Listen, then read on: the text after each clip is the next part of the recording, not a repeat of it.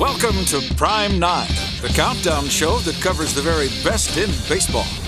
Guaranteed to start arguments, not end them. This week, it's the 9 best first basemen. Why 9? That's baseball. 9 players, 9 innings. Prime 9. Before we selected our top 9 first basemen, Hi, I'm Todd Helton. we established a few ground rules. They had to have played in the modern era with at least 900 Major League games at the position. And since first base is a place where you can really flash the leather, we did consider their fielding prowess. But in this case, gold gloves took a back seat to silver bats. Far too many great hitters have manned first throughout the years, so a player really had to bring the lumber to the plate to make the cut. That said, we did look beyond the raw numbers. He looks up! Number 500 for Jim Thome! For this was a position where we made certain to contrast eras and take into consideration how the player performed against his peers. So here are your top 9 first basemen, beginning with number 9 on Prime 9. With 573 home runs, Harmon Killebrew is the second all-time home run hitter among first basemen. Harmon Killebrew was the best home run hitter I ever saw. A drive deep to left, way back! He hit 47, 48, 49 home run every year. Harmon could hit some of the longest home runs and some of the highest home runs. I mean, his balls just kept carrying. And there it goes. It's way, way back. It's a home run. A 400-footer. Typical killer home run was 500 feet, and it was 500 feet in the air. Uh-oh. There she goes. Over everything. Home run for Killebrew. Didn't matter how hard you threw or who you were, he was on it. The curveball swung on. It's a high fly ball hit into deep left field. It's back deep. It's going. Number 500 for Harmon Killebrew. The man they called Killer was the most valuable player in 1969 and played in 13 All-Star games. But most important, he was the heart and soul of a franchise for 21 years. Harmon was the leader in our ball club. If we were down and we needed a big blast, we knew Harmon was going to come through. In 1984, Harmon was inducted into the Hall of Fame in Cooperstown, with a number of positions on his plaque. When I first signed with the old Washington Senators, they thought maybe I could play second base, so my first games in the major leagues were actually at second. And then in 1959, I opened the season at third base, so I was off and running playing third. But in 1960, the Senators finally moved him across the diamond. For a while, I was kind of bouncing back between first and third, so going to the Hall of Fame as a first baseman, I never even dreamed that would happen. Guy I least like to see walking to the plate, for me, it's always been Jim Thome. Jim Thome. He owns me. I can try to walk him, and he still smokes the ball. That ball hit deep. Jim Thome is, without question, one of the nicest men you will ever meet, in or out of baseball. But if you're on the mound and he's at the plate, The deep right center, forget it. he will hurt both your pride and your ERA. For me, having a good plan for every game going in, I think has helped me be a guy that could make an impact in that game. Number 400 for Jim Thome. Didn't really need to swing the bat that hard to hit the ball out of the ballpark. He's just a really strong guy. Going into the 2010 season, Thome was 12th all-time with 564 home runs, the 4th most among first basemen. He looks up. You can. Yes! Number 500 for Jim Thome. He's had 9 seasons with 100 or more RBIs and owns a lifetime on-base percentage above 400. This ball is well into right center field. This one's gone. Thome has been one of the most productive hitters of his generation.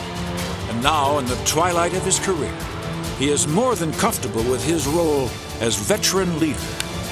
anytime you get around a guy like that, you want to pick their brain, you want to see what they do every day, you want to see how they go about their business.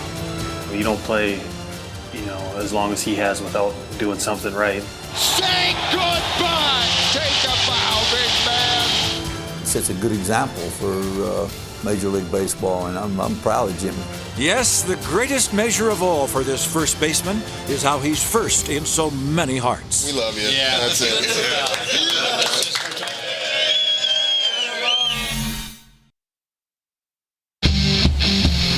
Welcome back to Prime 9, featuring the 9 best first basemen.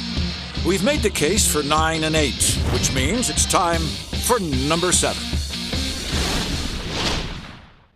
It was 1977 when 21-year-old Eddie Murray was named Rookie of the Year. High fly ball to right field! From either side of the plate, this young man wreaked havoc.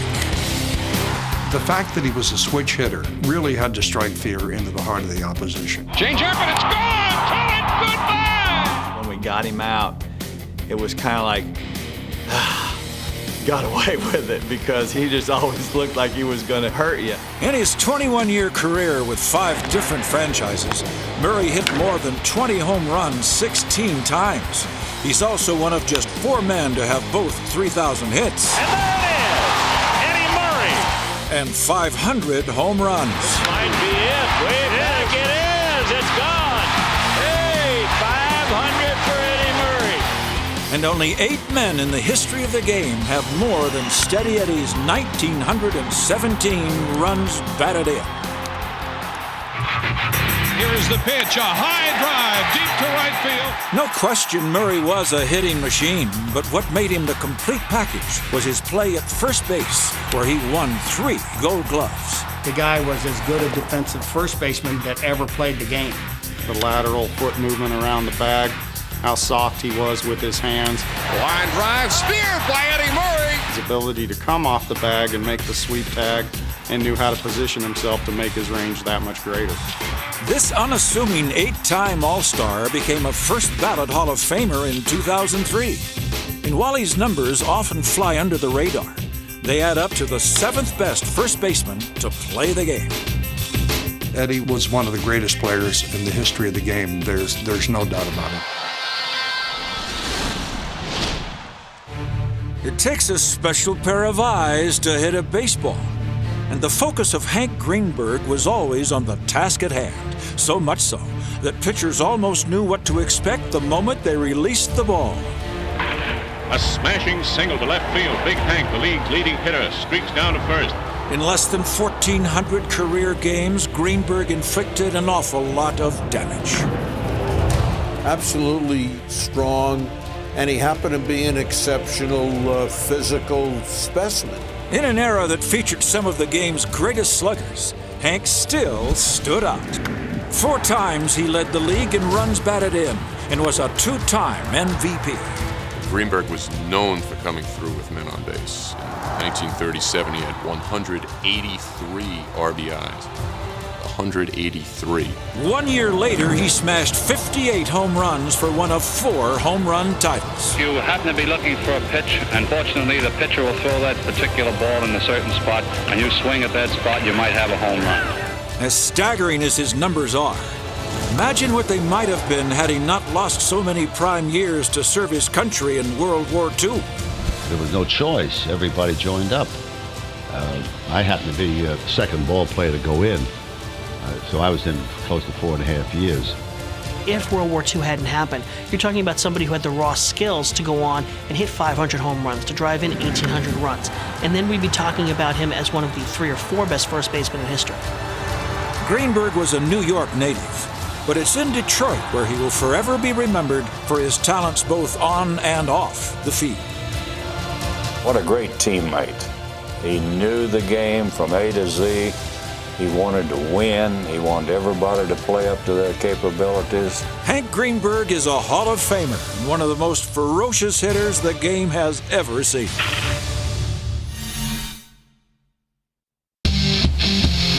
Welcome back to Prime 9, featuring the Major League's top 9 first basemen. Harmon Killer Killebrew checked in at number 9, followed by Big Jim Thome. Next came Steady Eddie Murray and Hank Greenberg, which means it's time for number 5. Our next first baseman is also one of the biggest. The 6'4" Willie McCovey. Big Stretch took the league by storm and established his own homer-chasing army in back of the right field fence. Although Stretch didn't join the Giants until the middle of the '59 season, McCovey went 4 for 4 in his first game and went on to be named Rookie of the Year. Big league pitchers had been put on notice. He was the most feared hitter I saw. I thought sure he was really going to hurt somebody because he hit the ball so hard. McCovey was a good hitter. You better take the married man off the infield when he hits. Manager Gil Hodges tried the McCovey shift. He'll kill you. The first baseman would cringe when he came up to the plate because he hit the ball so hard. He was the scariest hitter you'd ever want to see. As a first baseman, when you're holding a runner on, you just hope Willie McCovey was not coming up because nobody could hit the ball any harder than McCovey. In 68 through 70, he had something like 120 home runs and over 350 RBIs. And this crowd is on its feet as one. And a salute to Willie McCovey. McCovey had everyone's respect, even though he played in the shadow of his more famous teammates. Willie McCovey might have been the toughest out that we had in the National League. And that takes into consideration the teammate it has, Willie Mays, who was the greatest player I've ever seen all around. It's gone! A grand slam home run! McCovey! Willie was very quiet, but he was a gamer. He played hard every single day. You can count on Willie. He was a great clutch hitter. Stretch was the National League MVP in '69 and closed out his 19-year career with 521 home runs and more than 1,500 RBIs. He was a great player in an era with Clemente and Aaron and Mays, and he was as good as any of them. Here is Johnny Mize. The Big Cat pounced on pitchers in the National League from the moment he put on a uniform. Johnny Mize came up to the majors in 1936 with the Cardinals. He was a 300 hitter right out of the box with good power. The most impressive thing about John was the fact that he was a contact hitter and still a home run hitter. And he forged his lifetime .312 average in a unique way. Johnny Mize was one of the first students of the game. He knew what every pitcher was going to throw him and how every pitcher approached him. Following the 1941 season, Mize was dealt to the Giants. But 1 year later, duty called, and he was off to war. We hear a lot about how World War II interrupted Bob Feller's career, Ted Williams' career, Joe DiMaggio's career. World War II really affected Johnny Mize's career also. I mean, he's a guy who never got to 400 home runs, which is amazing because in his prime, he was among the most feared hitters in baseball. Mize lost 3 prime years to the war, but still hit 359 home runs. Mize started the All-Star game at first base for the National League 4 times before World War II, 4 times after World War II. And he'd share the NL home run crown with Ralph Kiner in consecutive seasons. In 1947, we both hit 51 home runs, and in 1948, we both tied with 40 home runs. But despite Johnny's impressive stats, one thing always eluded him. Both with the Cardinals and then with the Giants, he was never a part of the World Series team. And then, late in the 1949 season, the Yankees purchased Mize's contract from the Giants. Big John Mize wraps one into the right field stands for a home run. Casey Stengel used him very judiciously, and Mize produced big hit after big hit. The Big Cat's clutch pinch hits helped the Yankees win 5 straight titles and earned Mize a World Series MVP award in '52. Mize blasts a home run deep into the right field stands. It's his 3rd round tripper in 3 games. A ring for every finger on this Hall of Famer's hand. Our 4th best first baseman of all time. Hi, I'm Albert Pujols with the St. Louis Cardinals. I think if Albert Pujols never plays another game, he's going to be considered one of the best first basemen of all time. I mean, he's been that good, and he's been that dominant. Consider that in each of his first 9 seasons, Pujols has hit over 300 with more than 30 home runs and 100 RBIs. The only man in history ever to do so. That's remarkable. Pujols smokes it! Way out of here, and the Cardinals win it He has a small man's swing, and he has a big man's power. Pujols has given St. Louis the lead.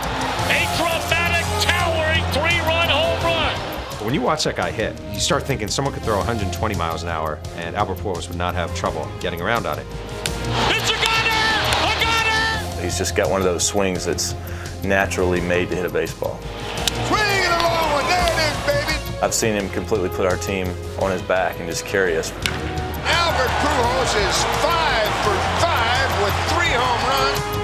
Pujols is a perennial all-star and a multiple MVP award winner. And he's just now in his prime. Who knows what numbers are still to come. Albert Pujols, you talk about a most valuable player. Albert has laid the foundation for a Hall of Fame career with his bat alone. But he's also a brilliant fielder and a Gold Glove winner. He's just a great defender, a true Gold Glover. Right now, there's nobody any better than him defensively. Albert Pujols, what a play! In the first decade of this century, Albert led all National League players in home runs, average, and RBIs. What's next? Look out, record book, here comes Albert. When it's all said and done, I think that he'll be looked at as the greatest player ever to play baseball.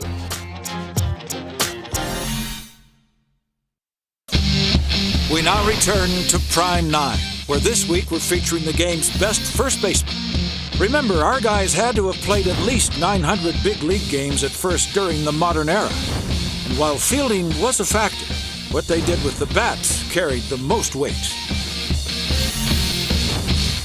So now it's time for number 1 and 2, the cream of the crop at first base. We begin with number 2. It's a common saying in baseball that every batter loves his base hits, and I'm no exception. For 13 straight years, from 1929 through 41, Jimmy Fox drove in more than 100 runs, still an MLB record, while playing for both the Philadelphia A's and the Red Sox. It's no wonder they called him the Beast. Fox was the strongest man I ever saw. He had arms like a blacksmith.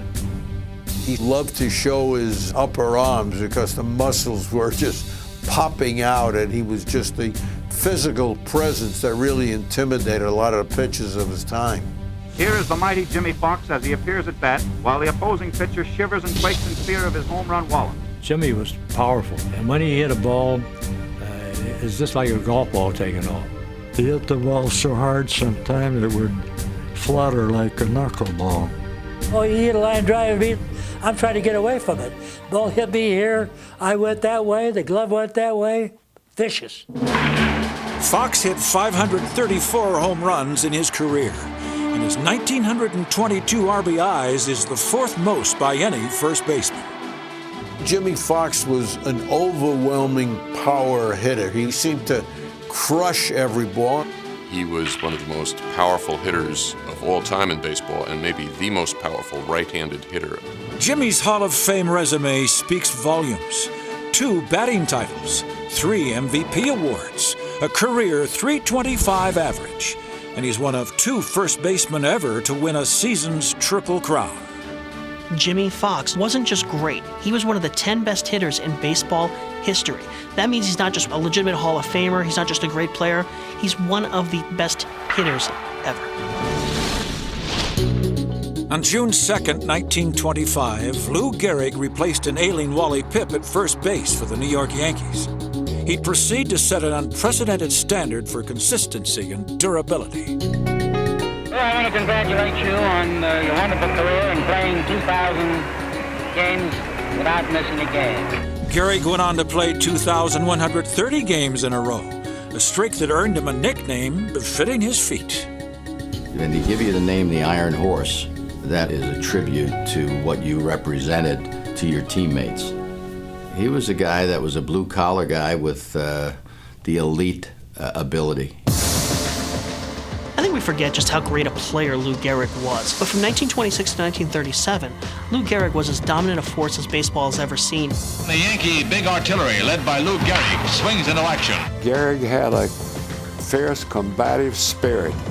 When he went up there to hit, he had one purpose, to knock the hell out the ball. Gehrig was a savage hitter, and not necessarily a pull hitter. Gehrig was known to hit the most ferocious line drives in all directions. Wherever that ball was pitched, he just demolished it. Gehrig posted numbers that were off the charts. A lifetime .340 hitter. He won 3 home run titles, won the Triple Crown in 1934, and was a 2-time MVP. If you look at slugging, if you look at on-base percentage, if you look at total bases, Gehrig was routinely spectacular. He was a finely tuned RBI machine who finished 5 shy of 2,000. The most runs driven in among first basemen in the modern era, and 5th most all time. Gehrig was one of the most prolific RBI men in baseball history.